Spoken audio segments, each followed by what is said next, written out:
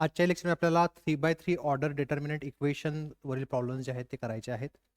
तर या टाईपच्या प्रॉब्लेममध्ये तुम्हाला असा डिटर्मिनंट दिला असतो, त्याच्यामध्ये 3 रोज आणि 3 कॉलम्स असतात आणि त्याच्यामध्ये इथे एक्सची टर्म तुम्हाला पाहायला मिळेल. एक्सचीच असेल प्रत्येक वेळेस, असं काही नाही. वाय असू शकतो, झेड असू शकतो, के असू शकतो, एल असू शकतो, एम असू शकतो आणि प्रत्येक वेळेस तो याच ठिकाणी असेल असं पण काही नाही.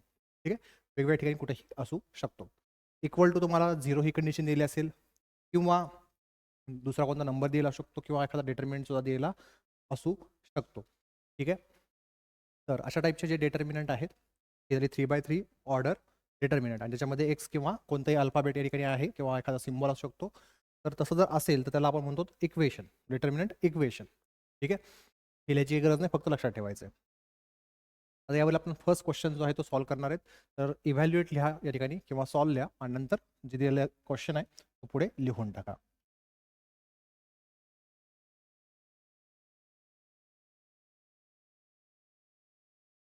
सगळ्यात सुरुवातीला जो डिटर्मिनंट आपल्याला या ठिकाणी दिलेला आहे तो आपण लिहून घेऊयात. सगळ्यात सुरुवातीला आपल्याला करायचं आहे, हा जो इथे नंबर आहे तो इथे लिहायचा आहे, तो आहे 1. ठीक आहे, त्यानंतर याची रो आणि हा जो कॉलम आहे हा सोडून द्यायचा. शिल्लक राहिले हे जे नंबर्स आहेत ते लिहायचे 2 4 3 9. ठीक आहे,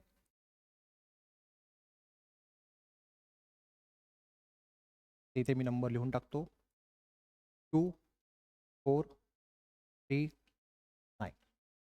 नंतर इथे जी टर्म आहे किंवा इथे जो काही नंबर असेल तो लिहायचा आहे. फक्त त्याचं साईन जे आहे ते बदलायचं. प्लस असेल तर मायनस करायचं, मायनस असेल तर प्लस करायचं आहे. तर या ठिकाणी कोणतं साईन नाही, म्हणजे काय साईन प्लस असणार आहे, म्हणून इथे आपण लिहिणार -x. ठीक आहे, मग या एक्सची ही जी रो आहे ही सोडून द्यायची आणि हा जो कॉलम आहे हा सोडून द्यायचा. शिल्लक राहिलेले नंबर कोणते आहेत 1 4 1 9. तर ते आपल्याला या ठिकाणी लिहायचे आहेत. ते नंबर्स आपण या ठिकाणी लिहूयात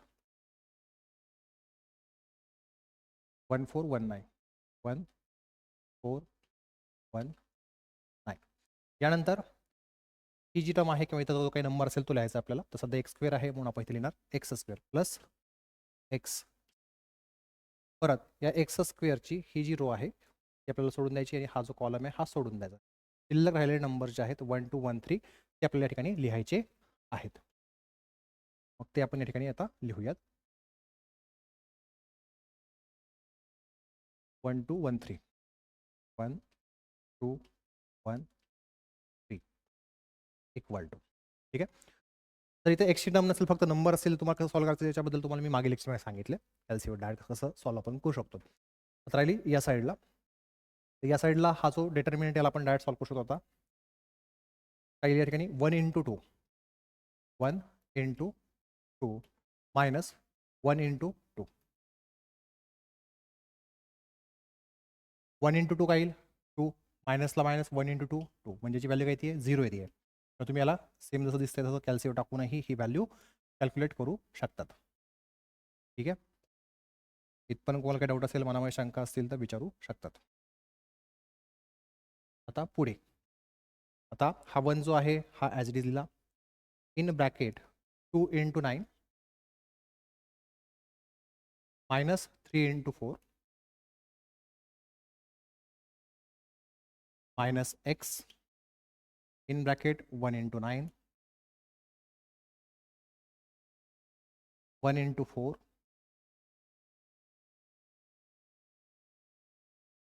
plus x square in bracket 1 into 3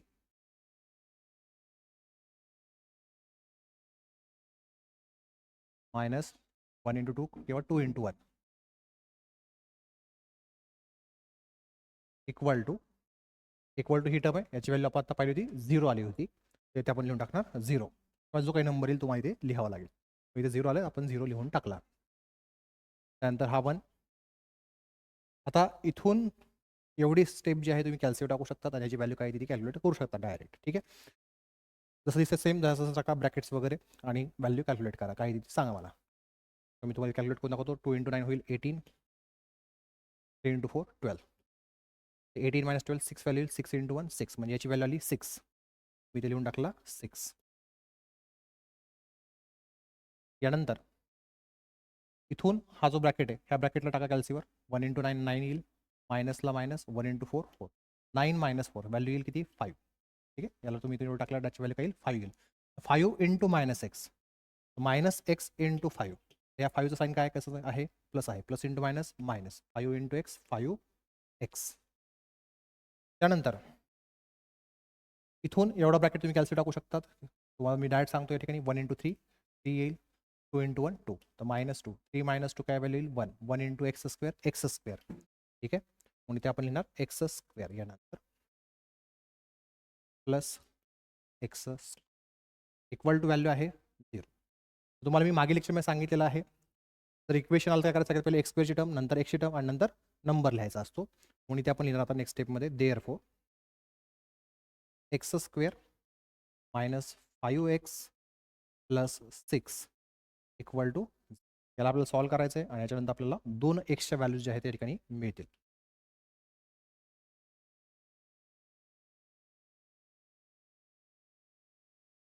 तर हे इक्वेशन आहे x square minus 5x plus 6 equal to 0. याला आपल्याला कम्पेअर करायचं आहे ax square plus bx plus c equal to 0ला. तर एच्या ठिकाणी इथं काहीच नंबर नाही आहे, म्हणजेच 1 आहे. म्हणजेच काय, त्याला आपण काय म्हणतो सहगुणक किंवा कोइफिशियंट. म्हणजे एक्स स्क्वेअरचा कोइफिशियंट किंवा सहगुणक काय आहे 1, म्हणजे a ची व्हॅल्यू झाली 1. बीच्या ठिकाणी काय नंबर आहे -5, म्हणजेच एक्सला मल्टिप्लाय असलेला नंबर म्हणजे बीची व्हॅल्यू. आणि सीच्या ठिकाणी काय आहे 6, म्हणजे 1 -5 आणि 6 ह्या व्हॅल्यू आपल्याला कॅल्क्युलेट टाकायच्यात इक्वेशनमध्ये आणि एक्सची व्हॅल्यू कॅल्क्युलेट करायची. कशी करायची परत सांगतो, विसरला असेल तर पहा. सगळ्यात पहिले तुम्हाला बोर्डचं बटन प्रेस करायचं आहे. 5 नंबरला इक्वेशन आहे म्हणजेच इक्वेशन, तर 5 नंबर प्रेस केला. यातल्या 3 नंबरच्या इक्वेशनला आपलं इक्वेशन मॅच करतं आहे ax square plus bx plus c. ठीक आहे, म्हणून इथं आपण 3 प्रेस केला. आता आपल्याला ABCची व्हॅल्यू पुट करायची आहे. तर a ची व्हॅल्यू 1, b ची व्हॅल्यू -5, c ची व्हॅल्यू 6. तर 1 इक्वल टू प्रेस केला, 1 नंतर इक्वल टू ती व्हॅल्यू एंटर होऊन जाईल. नंतर -5 इक्वल टू प्रेस करायचा, ती व्हॅल्यू एंटर होऊन जाईल. परत 6 इक्वल टू प्रेस केला की ती व्हॅल्यू एंटर होऊन जाईल. 1 -5 6 1 equal to -5 equal to 6 equal to. तर या ठिकाणी पहिली व्हॅल्यू आपल्याला एक्सची मिळालेली आहे 3. ठीक आहे, x1 इक्वल टू लिहायचं नाही, x इक्वल टूच लिहायचं फक्त. ठीक आहे, x इक्वल टू 3 एक आली आहे आणि दुसरी व्हॅल्यू आलेली आहे 2. x2 इक्वल टू लिहायचं नाही, x इक्वल टूच लिहायचं आहे 2. ठीक आहे, 3 आणि 2 अशा आपल्याला 2 व्हॅल्यूज ज्या आहेत त्या ठिकाणी मिळालेल्या आहेत. म्हणून इथे आपण लिहिणार 3 आणि 2, 3 आणि 2 किंवा 2 आणि 3.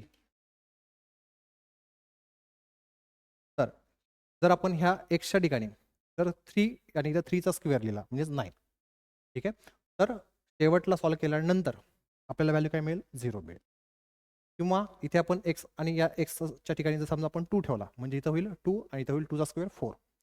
तरी सुद्धा त्या डिटर्मिनंटला सॉल्व केल्यानंतर शेवटला व्हॅल्यू काय येईल 0 येईल, याचा त्याचा अर्थ होतो. ठीक आहे, म्हणजे या साईडच्या डिटर्मिनंटला सॉल्व केल्यानंतर 0 व्हॅल्यू येईल. म्हणजे या साईडला जी काही टर्म आहे तेवढी व्हॅल्यू येते असं. तर लिहून टाका, बाकी तुम्हाला काय डाऊट असेल तर विचारून घ्या. आता नेक्स्ट क्वेश्चन सॉल्व करूयात. त्यात सांगितलं आपल्याला फाइंड एक्स.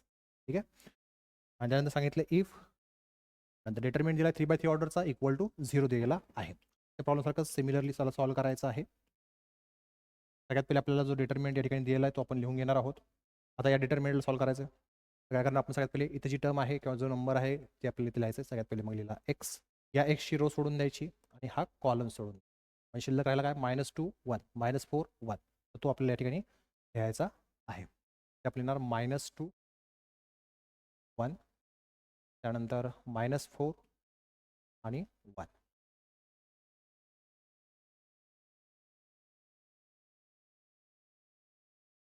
त्यानंतर नेक्स्ट नंबर इथं आहे 4. इथं साईन चेंज करायचा, +4 आहे तर आपण इथे लिहिणार -4, मायनस असतात आपण लिहिला प्लस. ठीक आहे, मग या 4ची ही जी रो आहे ती आपल्याला सोडून द्यायची आणि हा जो कॉलम आहे हा सोडून द्यायचा. शिल्लक राहिलेला नंबर काय असेल 3 1 -2 1, ते आपल्याला या ठिकाणी आता लिहायचे आहेत. ते नंबर आपण या ठिकाणी लिहूयात. 3 1 आणि -2 1. त्यानंतर पुढचा नंबर हा आहे -4, आपण इथे लिहणार. परत या -4ची ही रो आणि हा कॉलम आपण सोडून देणार. शिल्लक राहिलेला नंबर येणार 3 -2 -2 -4.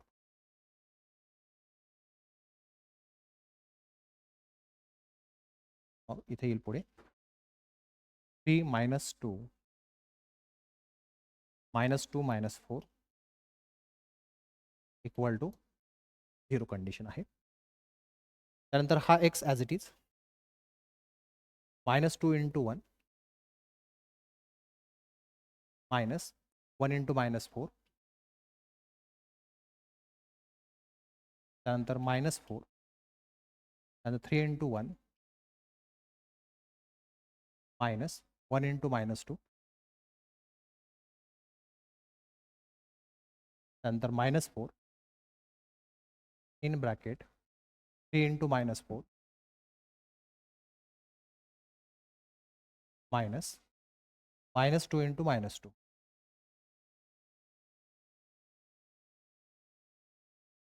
इक्वल टू आहे 0. ही स्टेप कधी पण क्रॉस चेक करत चला ज्यावेळेस पण तुम्ही लिहिताल त्यावेळेस, ठीक आहे. कारण की इथेच मिस्टेक होण्याचे चान्सेस भरपूर विद्यार्थ्यांचे असतात.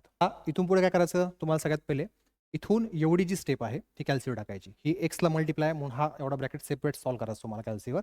याची व्हॅल्यू काय ती पाहायची. त्याची व्हॅल्यू येईल तुमची 2 × x केल्यावर काय येईल 2x, ठीक आहे. ज्यांचं बेसिक चांगलं ते डायरेक्ट जसे कॅल्क्युलेट करू शकतात. 2 × x आला 2x तो आपण इथे लिहून टाकला. त्यानंतर इथून एवढा पूर्ण जो ब्रॅकेट आहे हा तुम्ही कॅल्सीवर टाकू शकता. म्हणजे हा -4 पासून ते पार एंडपर्यंत त्या ब्रॅकेटपर्यंत एवढी व्हॅल्यू तुम्ही कॅल्सीवर टाकली किंवा एंटर केली त्याची तुम्हाला व्हॅल्यू जी आहे ती मिळेल +44, ठीक आहे. मग ती आपण इथे लिहूयात +44 इक्वल टू. आता याच्यानंतर काय करायचं +44 आता इथं स्क्वेअर वगैरे काही नाही आहे म्हणजे हे इक्वेशन नाही आहे. मग आता अशा केसला इथं जो नंबर आहे हा आपल्याला दुसऱ्या साईडला शिफ्ट करायचा. तर हा प्लस आहे दुसऱ्या साईडला नेल्यानंतर हा नंबर काय होईल मायनस होईल. मायनस असता तर प्लस झाला असता. मग आपण इथे लिहिणार 2x इक्वल टू -44. आता हा 2 जो आहे हा एक्सला कसा आहे मल्टिप्लाय आहे. इकडे याला काय होईल तो डिवाइड म्हणून आपण इथे लिहिणार नेक्स्ट स्टेपमध्ये therefore x equal to -44 divide by मग -44/2 केल्यानंतर याची किंमत आपल्याला किती मिळेल तर -22 -44 त्याला क्लिअर करण्यासाठी शिफ्ट 9 3 इक्वल टू प्रेस करा. -44 याची व्हॅल्यू आहे -22 इथे आपण लिहूयात एक्सची व्हॅल्यू -22.